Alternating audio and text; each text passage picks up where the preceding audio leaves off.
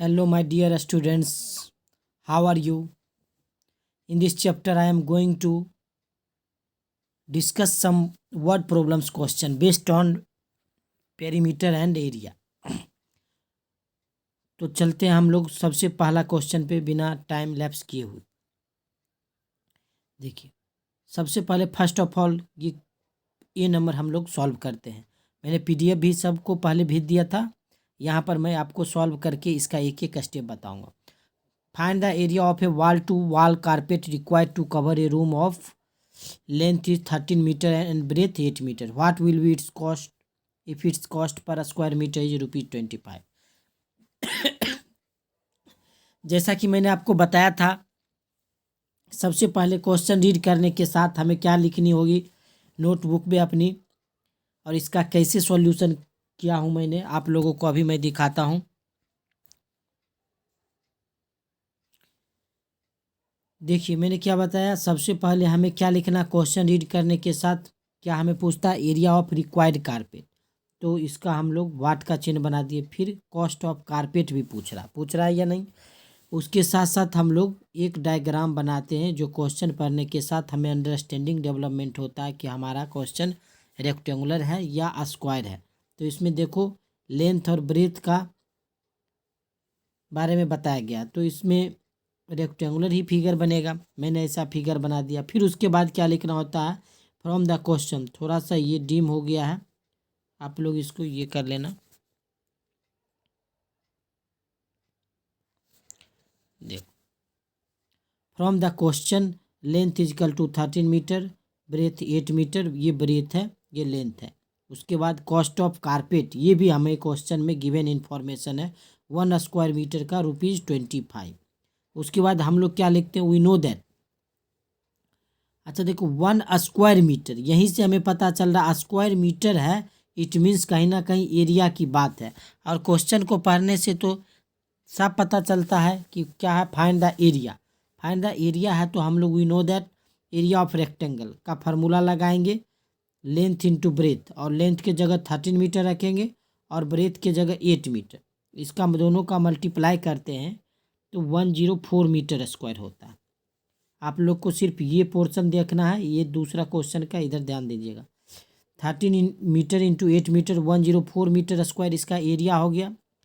अब पूछ रहा cost of carpet, 1 metre square का ₹25 है, 104 मीटर स्क्वायर का ये ₹25, ये मल्टीप्लाई है यहाँ पे 25 इंटू 104। उसके नीचे हम लोग लिखे हैं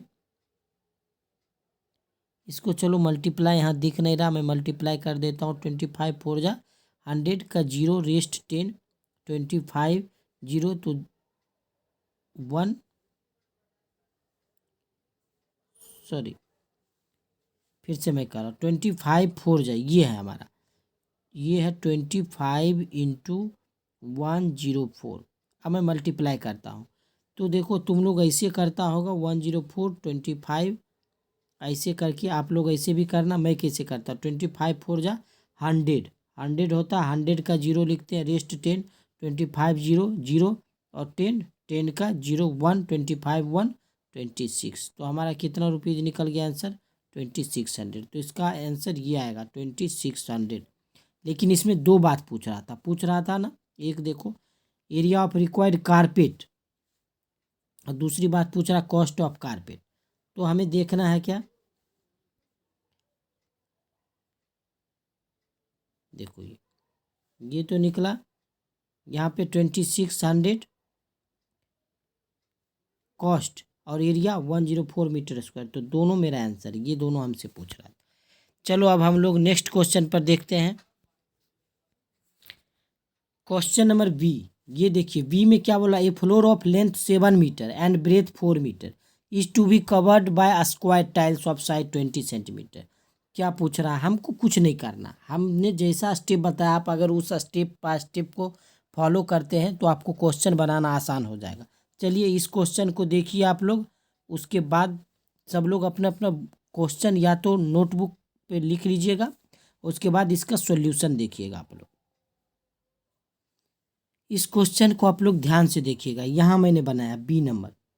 नंबर ऑफ टाइल्स, एक मिनट में कलर चेंज कर लेता हूँ, ये कलर देखो, नंबर ऑफ टाइल्स पूछ रहा, ए फ्लोर ऑफ लेंथ 7 मीटर, और इसमें क्वेश्चन में एक हाउ मेनी टाइल्स, जब आप लास्ट स्टेंजा पढ़िएगा उसमें how many tiles will be needed to cover the floor. बहुत सारे क्वेश्चन से हमें फाइंड हो जाता है, क्लियर हो जाता है कि हमें निकालना क्या है। इस क्वेश्चन में भी how many tiles will be needed, तो नंबर ऑफ टाइल्स नीडेड बोल रहा है, बस मैं ऊपर लिख लूँगा number of tiles is equal to 1। हमारा एम क्या है, नंबर ऑफ टाइल्स काउंट करना। अब देखो इसमें एक नया कंसेप्ट डेवलप होगा, नंबर ऑफ टाइल्स कैसे लिखते हैं हम लोग, मैं उसका कंसेप्ट भी डेवलप कर रहा हूँ, आप लोग आसानी से समझ जाइएगा। चलिए, हम लोगों को क्या है, क्वेश्चन पढ़ने के साथ, a floor of length 7 metre and breadth 4 metre, एक फ्लोर है, फ्लोर हम लोग बना लेंगे, 7 मीटर इसका है और ये 4 मीटर, ये देखिए मैंने यहाँ लिखा। उसके बाद मैं क्या लिखता हूँ, फिगर ड्रॉ करने के साथ उसके नीचे लिखता हूँ फ्रॉम द क्वेश्चन।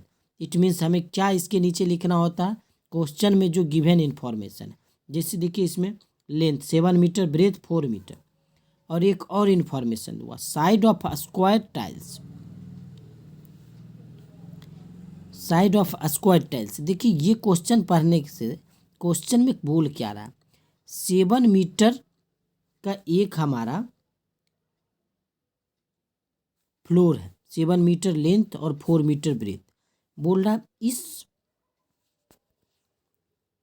ये जो हमारा फ्लोर है, इस फ्लोर में एक हमें स्क्वायर टाइल्स लगानी है, कवर करनी है स्क्वायर टाइल्स। टाइल्स कैसी होगा, टाइल्स का साइज कैसा होगा, स्क्वायर में, ये नहीं रेक्टेंगुलर स्क्वायर नहीं होगा, बोल रहा है स्क्वायर टाइल्स।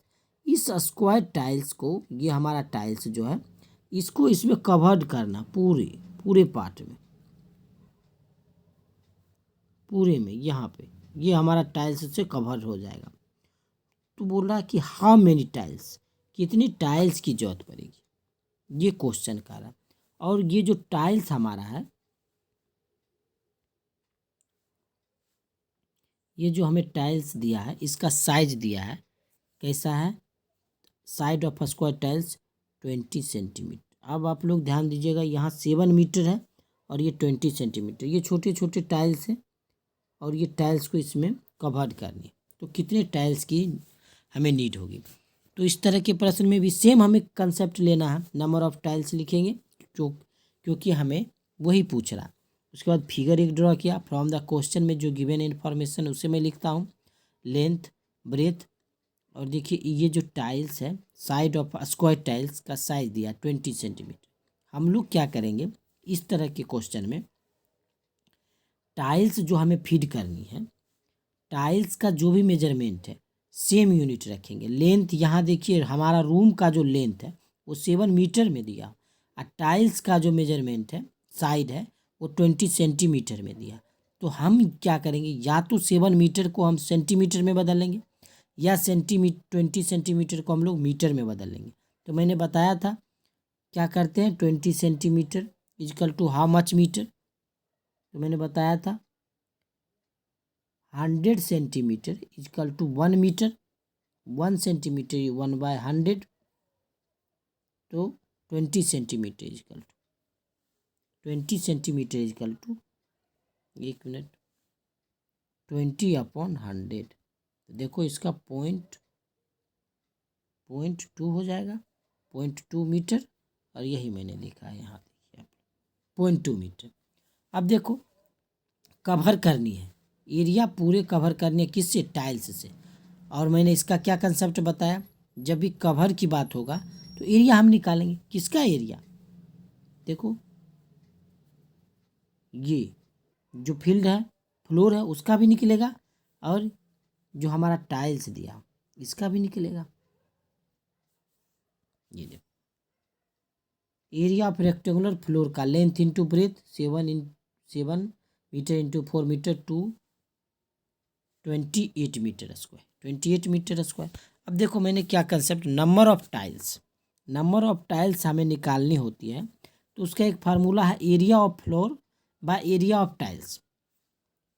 जो हमारा फ्लोर का एरिया बड़ा होगा, ग्रेटर देन होगा टाइल्स के एरिया से। देखिए अब फ्लोर इतना बड़ा और टाइल्स इतना छोटा है ना, तो किसका एरिया ज़्यादा होगा? फ्लोर का।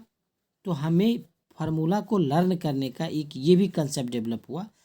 नंबर ऑफ टाइल्स पूछे तो जिसका एरिया ग्रेटर होगा उसको हम ऊपर लिखेंगे, बड़ा आदमी को ऊपर रखते हैं। Area of floor upon area of tiles. देखो एरिया ऑफ स्क्वायर टाइल्स, जो हमारा स्क्वायर टाइल्स था उसका एरिया 0.2 मीटर इंटू 0.2 मीटर, इसको मल्टीप्लाई किए, देखो 2×2 = 4, लेकिन डेसिमल कितना आएगा 1 2। तो 1 2 यहाँ डेसिमल आ गया, डेसिमल के राइट साइड 2 डिजिट है तो यहाँ भी 2 डिजिट, तो 0.4 मीटर स्क्वायर। ये किसका एरिया निकला? एरिया ऑफ स्क्वायर टाइल्स इसका निकला। और हमको ये पहले से निकाल चुके हैं एरिया ऑफ फ्लोर का।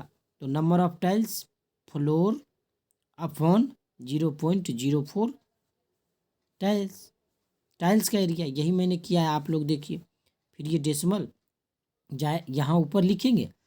हम लोग क्या करते हैं, इस तरह के डिवीजन का मैंने बताया था फार्मूला, 28 अपॉन 0.04 आया ना। आप लोग देखिए मैं क्या बताया, यहाँ डेसिमल के राइट साइड 2 डिजिट है, यहाँ देखिए हम लोग अपने मन से डेसिमल लगा दिए और 2 डिजिट कर दिए तो हो गया पूरा। फिर डेसिमल को गायब कर दिए तो कितना आ गया 280004, 280004।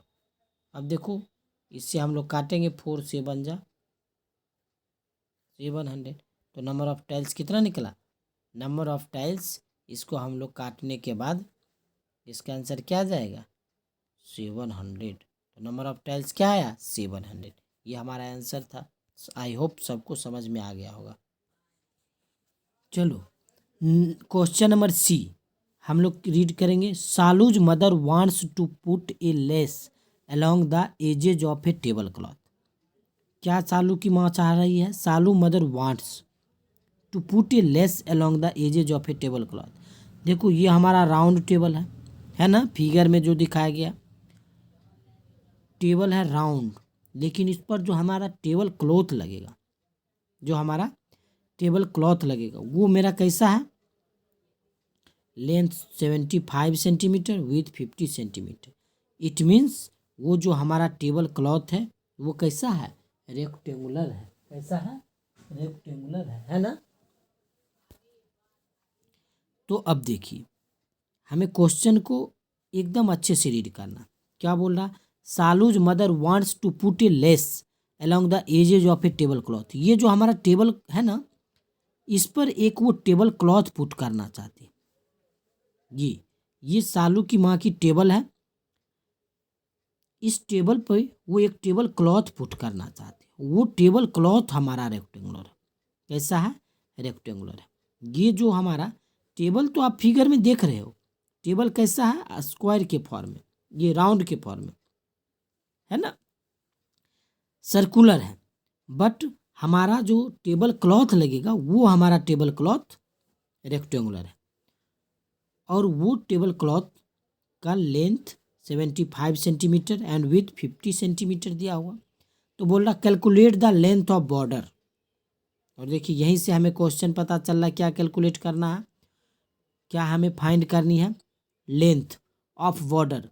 विल सी नीड, वो जो हमारा टेबल क्लॉथ होगा इसमें वो एक लेस लगाना चाहती है, यही ना, इसके अलोंग वो एक लेस लगाना चाहती है, ये लेस।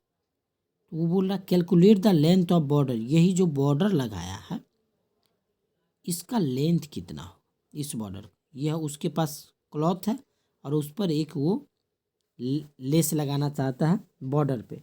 तो इसका क्या होगा लेंथ ऑफ बॉर्डर का। एक तो ये हमारा क्वेश्चन है। दूसरा क्वेश्चन है how much will see spend, उसके कितने रुपये खर्चे होंगे। इफ 50 सेंटीमीटर कॉस्ट ₹12 दिया हुआ, कितना वो इस पर उसका खर्च होगा। ये 50 सेंटीमीटर जो ये लेस है उसका कॉस्ट है ₹12। तो हमें पहले फाइंड करनी है लेंथ ऑफ बॉर्डर, ये जो हमारा क्लॉथ है उस पर जो बॉर्डर लगेगा वो कितना उसका लेंथ है ये पता करना। देखो इसका मैंने कैसे सॉल्यूशन किया।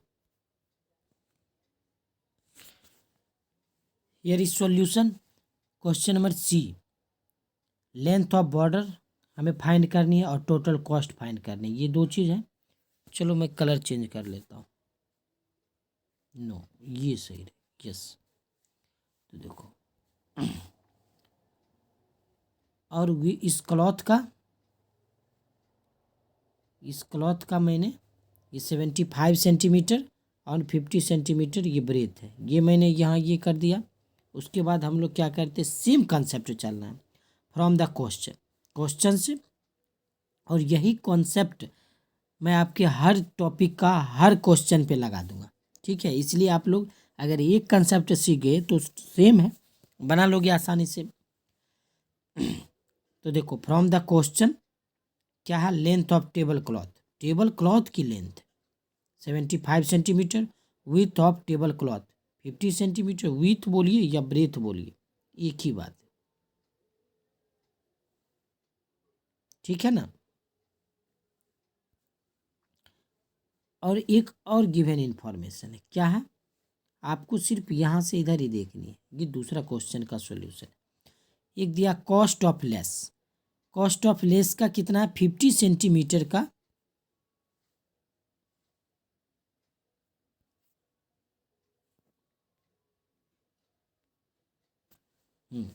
देखिए 50 सेंटीमीटर का 12 रुपीज़।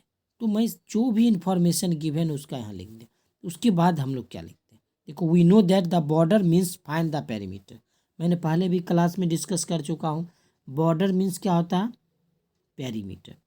तो नाउ द पेरीमीटर ऑफ कैसा, देखिए ये रेक्टेंगुलर फिगर है, रेक्टेंगल का लगाएंगे 2 into L plus B.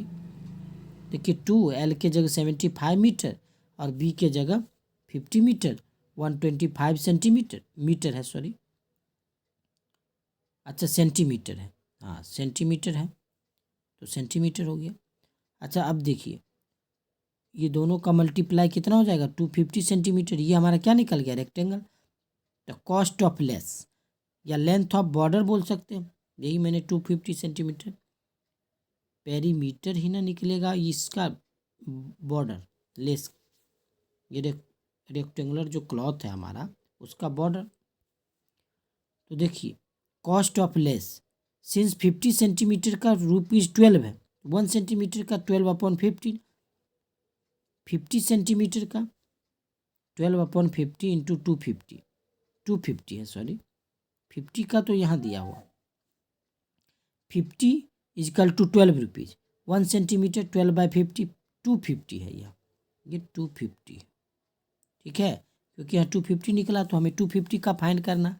250 is equal to 12/50 into 250 is equal to how much, ये देखिए 0 0 कैंसिल हुआ, 5 5 जा 25, फिर 12 5 जा 60, तो हमारा कितना आ गया, ₹60।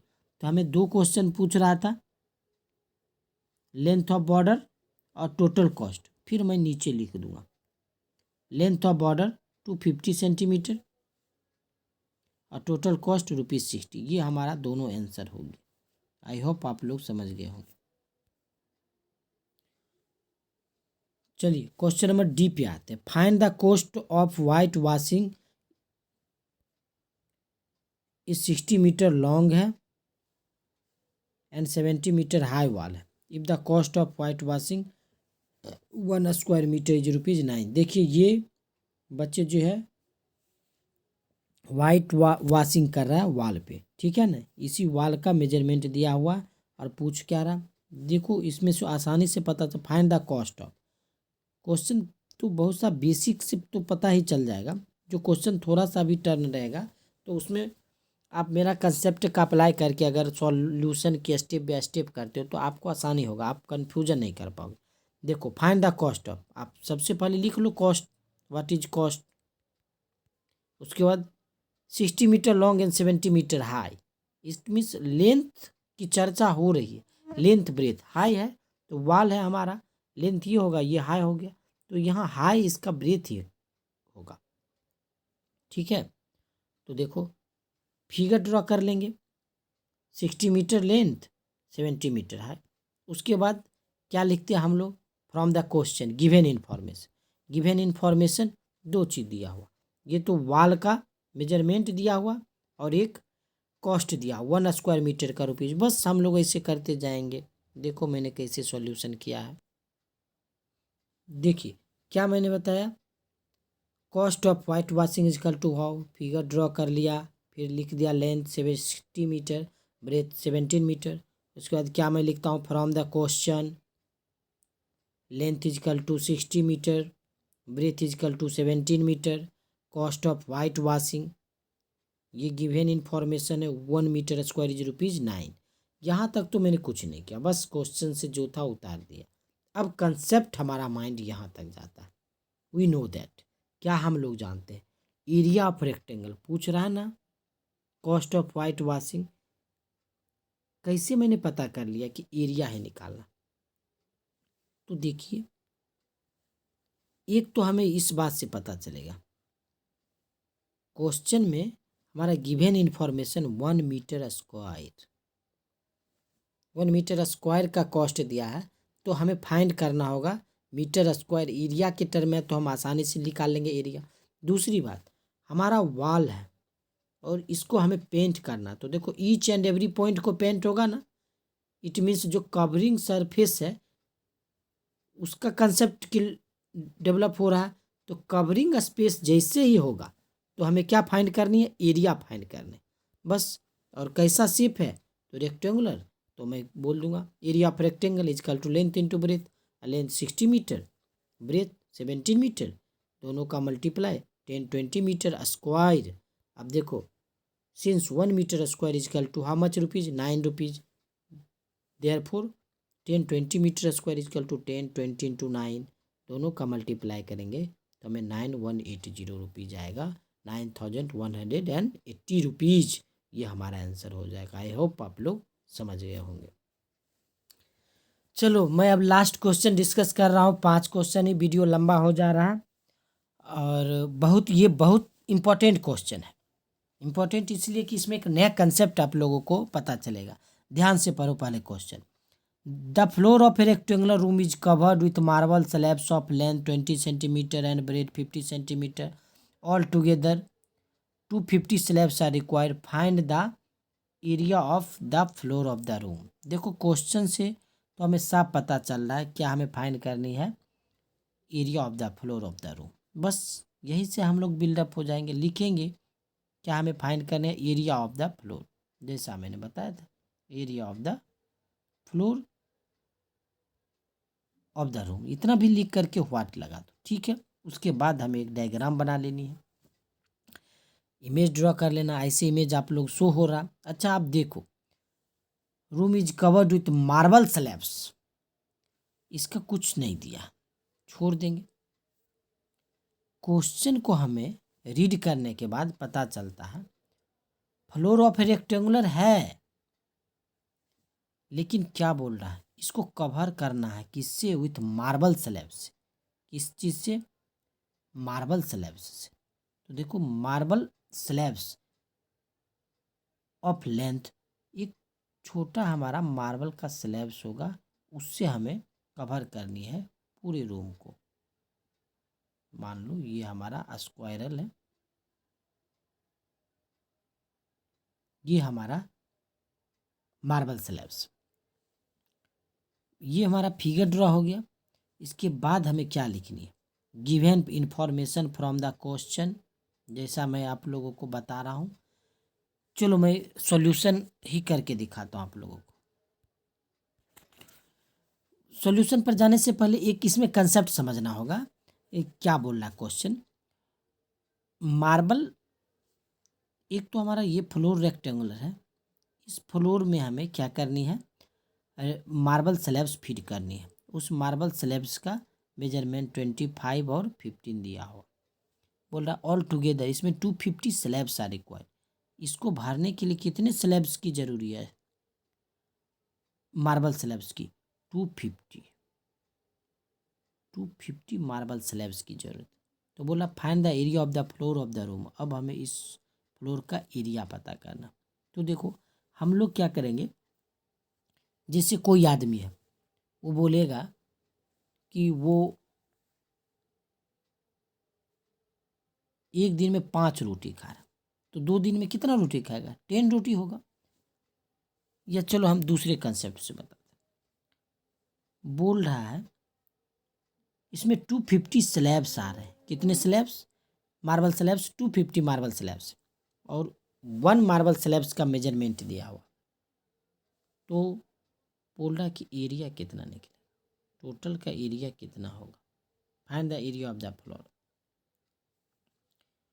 अगर हमें 1 मार्बल स्लैब्स का एरिया पता चल जाए तो 250 स्लैब्स को मल्टीप्लाई कर देंगे तो पता चल जाएगा टोटल का।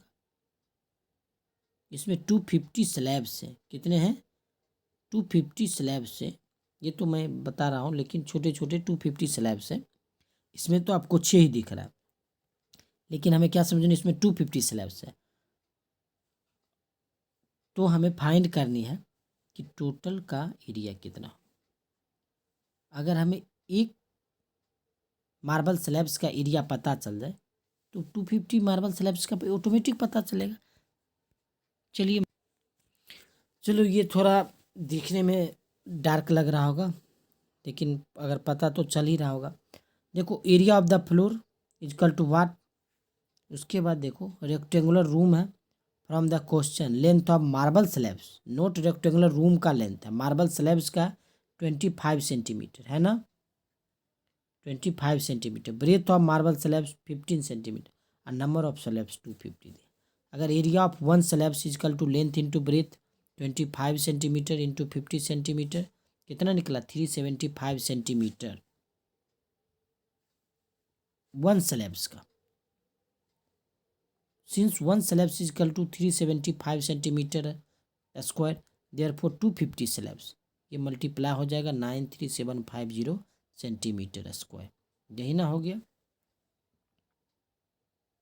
टोटल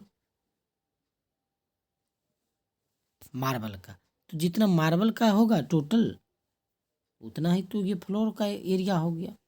तो हम लोग लास्ट में क्या लिखें? Therefore area of the floor 93750 centimetre square. यही हमारा आंसर हो गया। मैंने 5 क्वेश्चन डिस्कस किया।